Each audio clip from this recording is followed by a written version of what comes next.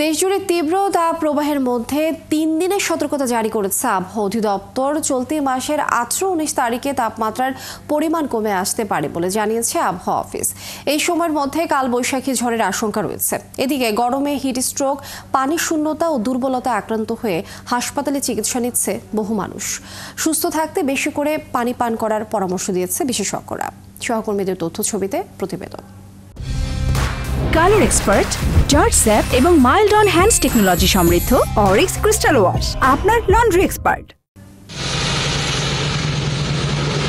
চুয়াডাঙ্গায় তীব্র তাপপ্রবাহে পড়ছে আম, পাট ও আগাম ফসলের মাঠ। প্রয়োজন ছাড়া কেউ ঘরের বাইরে বের হচ্ছে না। আগামীতে ঠিক কবে বৃষ্টি হতে পারে এমন সম্ভাবনার কথা জানাতে পারেনি আবহাওয়া অধিদপ্তর। স্বাভাবিক বৃষ্টির প্রত্যাশায় জেলার প্রাণীকুল ও জীববৈচিত্র্য।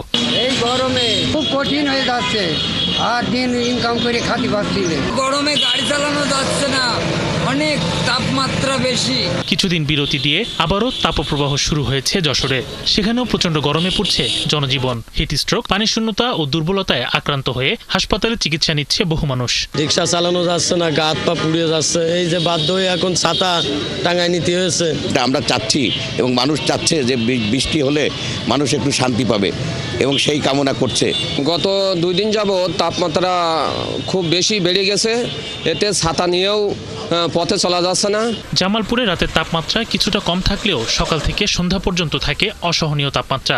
গরমে ঘরে ও বাইরে কোথাও স্বস্তি নেই। তাপমাত্রা বৃদ্ধি পাওয়ায় চরম বেকায়দায় পড়েছে খেটে খাওয়া মানুষ। রাত দিন বিদ্যুতের লোডশেডিংয়ে দুর্ভোগ বাড়ছে প্রতিনিয়ত। পর্যাপ্ত গরম, রোদের তাপ বেশি, তাও রোদের তাপে তাও কাজ করে খেতে হয়।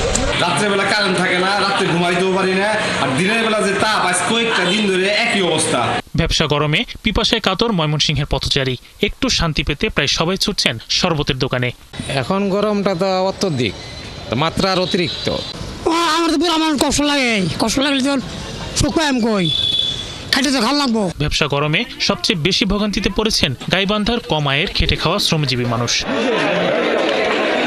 গরমে নাকাল পটুয়াখালীর কলাপাড়ার জনজীবন। দিন যত যাচ্ছে তাপমাত্রা ততই বাড়ছে। এর মধ্যে জ্বর, ডায়রিয়া, নিউমোনিয়া সহ বিভিন্ন রোগে আক্রান্ত হচ্ছে মানুষ। রাঙামালির উপর দিয়ে বয়ে যাচ্ছে মৃদু তাপপ্রবাহ। এতে ব্যাহত হচ্ছে স্বাভাবিক জীবনযাত্রা। শরীফ আজাদ প্রীতম, ৭১।